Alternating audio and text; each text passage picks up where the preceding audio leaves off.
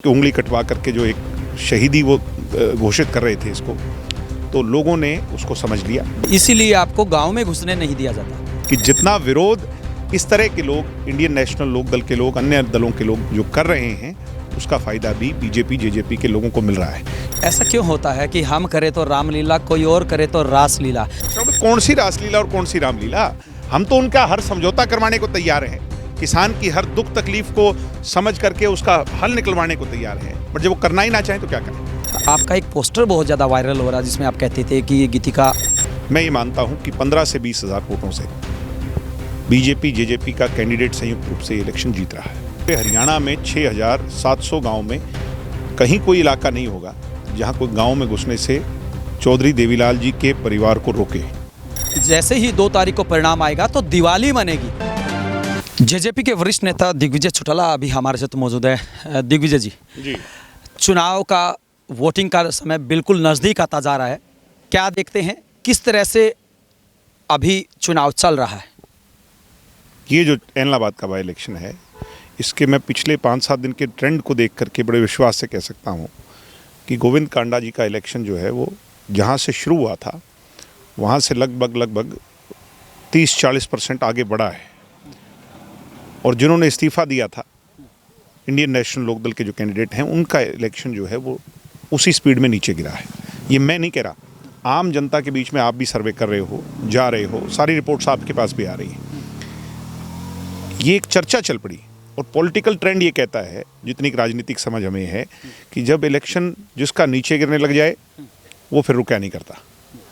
अब ये तय है कि जो सिंपथी का एक, वो कहते हैं कि उंगली कटवा करके जो एक शहीदी वो घोषित कर रहे थे इसको, तो लोगों ने उसको समझ लिया, बखूबी समझ लिया। सत्ता में हिस्सेदारी डालने का बहुत अच्छा सुनहरा अवसर एलनाबाद की जनता के पास ये आया। मैं ये मानता हूँ कि 15 से 20 हज़ार वोटों से बीजेपी जेजेपी का कैंडिडेट संयुक्त रूप से इलेक्शन जीत रहा है। बिल्कुल, जनता ने समझ लिया है कि उंगली कटवाने से शहीद नहीं होते, इसीलिए आपको गांव में घुसने नहीं दिया जाता। मेरे हिसाब से तो अभी हम आज 12 गांव के प्रोग्राम है। मैं आपको निमंत्रण देता हूं कि मेरे साथ चलें। ये हमारा अपना परिवार है। ऐसा पूरे हरियाणा में 6,700 गांव में कहीं कोई इलाका नहीं होगा जहां कोई गांव में घुसने से चौधरी देवीलाल जी के परिवार को रोके। हाँ, निश्चित तौर पर यह संभव है कि विरोधी पक्ष के लोग किसान के आंदोलन का मुखौटा पहनकर अपने चेहरों पे काले झंडे लेके खड़े हों, मगर जितना वो विरोध करेंगे, ये भी आपने चर्चा सुनी होगी इलाहाबाद में, कि जितना विरोध इस तरह के लोग, इंडियन नेशनल लोक दल के लोग, अन्य दलों के लोग जो कर रहे हैं, उसका फ़ायदा भी बीजेपी जेजेपी के लोगों को मिल रहा है। क्योंकि आम जनता जो है वो नेताओं के विचार सुनना चाहती है मत डालने से पहले। और ये जो बीच में हैज़ार्ड बन रहे हैं, जो रोक रहे हैं, इससे उस आम जनता को कहीं ना कहीं मन के अंदर वो है, और वो अपना इस बात का गुस्सा जो है वोट जब मत पेटी में डालेंगे तो वो उसमें निकालने का काम। दिग्विजय जी, ऐसा क्यों होता है कि हम करें तो रामलीला, कोई और करे तो रासलीला? जब आप आंदोलन करते थे, जब आप सत्ता में नहीं होते थे, तो किसानों को सबसे बड़ा भगवान देखते थे, लेकिन आज जो लोग विरोध कर रहे हैं उनको आप विपक्षी देखते हैं, उनको आज विरोधी देखते हैं। बड़े खुले तौर पर आपने शायद मेरी चंडीगढ़ की प्रेस कॉन्फ्रेंस को नहीं सुना। मैंने ये बड़े खुले तौर पे कहा कि मैं सब लोगों को निमंत्रण देता हूं दुष्यंत जी की तरफ से कि आपकी जो दुख तकलीफ़ें हैं, वैसे तो कोई है ही नहीं, क्योंकि ये कानून लागू ही नहीं हुए और अभी फैसला सुप्रीम कोर्ट के अधीन है, मगर फिर भी 43 लोग जो तुम्हारे प्रमुख हैं, उनको दुष्यंत जी मोदी जी के पास और अमित शाह के पास ले जाने को तैयार हैं और आपका फैसला करवाने को तैयार हैं। एक भी आदमी सामने नहीं आया। योगेंद्र यादव से, चदूनी से मैंने जो सवाल पूछे, उनका मुझे आज तक जवाब नहीं मिला। तो कौन सी रासलीला और कौन सी रामलीला? योगेंद्र यादव की तो हम भी बात करते हैं, हम उनके इलाके में गए थे तो वहाँ पे लोगों में पूछ रहा हूँ कौन सी रासलीला और कौन सी रामलीला? हम तो उनका हर समझौता करवाने को तैयार हैं। किसान की हर दुख तकलीफ को समझ करके उसका हल निकलवाने को तैयार हैं। बट जब वो करना ही ना चाहें तो क्या करें? लेकिन आप बीच में भी तो नहीं आते। कौन बीच में नहीं आ रहा? बिल्कुल बीच में है, आधी रात को बीच में है, जब वो चाहेंगे तब बीच में है। लेकिन दिग्विजय जी, अगर हम बात करें अभय चौटाला की, तो वो कहते हैं कि हमने जनता के लिए, किसानों के लिए इस्तीफा दिया है और अभी जैसे ही 2 तारीख को परिणाम आएगा तो दिवाली मनेगी। वो जो किसानों के नेता जिनके साथ वो बड़ी बड़ी बातें कर रहे थे, वो खुद कह कर गए हैं दिवाली के अंदर। आपने सुनी भी होगी कि जो इस्तीफा देने की कोई आवश्यकता नहीं थी, ज़रूरत नहीं थी। दिग्विजय जी, एक बात हो रही है, जो पूरा प्रदेश जानना चाहता है, हालांकि मीडिया में कई बार आई है, आपका एक पोस्टर बहुत ज़्यादा वायरल हो रहा है जिसमें आप कहते थे कि गीतिका अभी हम कोर्ट को मानने वाले लोग हैं और अदालतों को मानकर जो भी फैसले हुए, इस देश के अंदर डेमोक्रेसी का राज है, कानून का राज है, और कानून के राज को मान करके हम आगे बढ़ें। तो आंदोलन पीक पर अगर हम बात करें चला हुआ है किसानों का, वहीं दूसरी तरफ जो चुनाव है वो भी पीक पर है, तो दोनों में अंतर?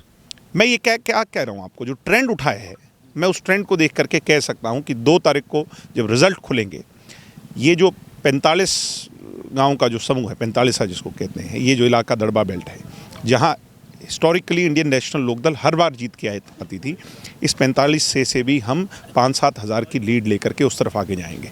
एलनाबाद में बड़ी लीड गठबंधन को मिलेगी और आगे पंजाबी बेल्ट के अंदर भी कड़ा मुकाबला लेकर के हम ये 15 से 20 हज़ार का मैं मानता हूँ कि हम ये इलेक्शन जीतेंगे। भूपेंद्र सिंह हुड्डा का दावा है कि हम पहले नंबर पे आएंगे और आपका जो गठबंधन का जो उम्मीदवार है वो तीसरे नंबर पे। निश्चित तौर पर सबको कहने का अधिकार है, मगर कांग्रेस की यहाँ कोई चर्चा नहीं, ये आप भी जानते हो और मैं भी जानता हूँ। किस हालातों में कैसे टिकट बंटी, कितनी इनफाइटिंग उन लोगों में है, वो एक दूसरे के वोट किस तरह से मांग रहे हैं, सब जानते हैं। अंतिम प्रश्न, दिग्विजय की नज़र में सबसे बड़ा मुद्दा क्या है इलाहाबाद का? और डेवलपमेंट काम हो, 3 साल राज के पड़े हैं, और डॉक्टर अजय सिंह चौटाला जी के नेतृत्व में जननायक जनता पार्टी, वहाँ दुष्यंत जी बैठे हैं, और भारतीय जनता पार्टी की जो ये हमारी मिलीजुली सरकार है, इसमें यहाँ पर मजबूत नुमाइंदा जीत करके जब जाएगा, उनकी कुर्सी के साथ कुर्सी डलेगी, तो सारे काम, चाहे गली के हों, चाहे नाली के हों, चाहे पानी के हों, चाहे बिजली के हों, सारे इलाके की, चाहे कोई ढाणियों की बात हो, वो सारे काम हमारे दुरुस्त हों।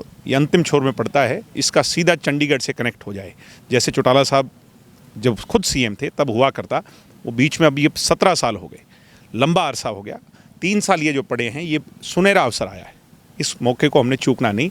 यहाँ की जनता को यही हम अनुरोध करने आए हैं, भाई आज सरकार में साझा डाल लो। मतलब अगर जिताते नहीं हैं तो काम नहीं होंगे? कह रहा काम नहीं होंगे, मगर एक आदमी वहाँ पे सरकार के अंदर साथ में बैठा हो तो और बेहतरी से करवा सकता है। Thank you. ये थे जेजेपी के वरिष्ठ नेता दिग्विजय चौटाला, जिनकी तरफ से दावा किया जा रहा है कि हर हाल में जो गठबंधन का उम्मीदवार होगा वो यहाँ से कमल खिलाएगा। अब देखना ये होगा कि यहाँ की जनता किसे सिर आंखों पर बिठाती है और किसके सिर पे चौधर का ताज सजाती है। वीडियो जर्नलिस्ट नदीम के साथ अजय लोहान, बिंदास रहना।